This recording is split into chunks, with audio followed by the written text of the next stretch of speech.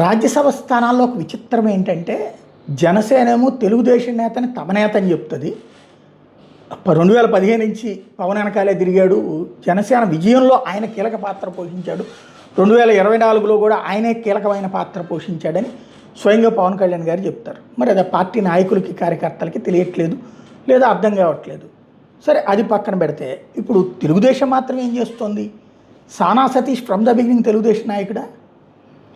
యనమల రామకృష్ణుడు, దేవినేని ఉమా వీళ్ళందరికంటే ముందు నుంచి ఉన్నారా? లేరు. కానీ ఆయనకి ఎందుకు ఇచ్చారంటే లోకేష్ విధేయుడితో పాటుగా కీలకమైన బాధ్యతలు నెరవేరుస్తాడని. వాస్తవంగా సానా సతీష్తో ఒకసారి గుర్తుకు తెచ్చుకుంటే పవన్ కళ్యాణ్ 2024లో ఎమ్మెల్యేగా ఎంపీగా తమ పార్టీ నుంచి, ఇప్పుడు మరి జనసేన నుంచి ఎట్లాగనుకున్నారు? ముందు ఫస్ట్ ప్రకటించి తర్వాత క్యాన్సిల్ చేసినటువంటి సందర్భం.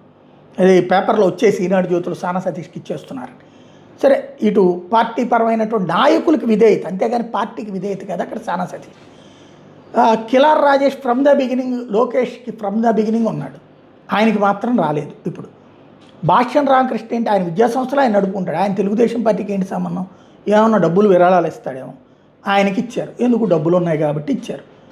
ఇప్పుడు నాయకుడిని అంటాడు. ఇది ఒక విచిత్రమైనటువంటి. కనీసం ఆ 3వ సీట్ అయినా ఆ కిలార్ రాజేష్కి ఇస్తారంటే ఇస్తున్నట్టుగా అనిపించట్లేదు.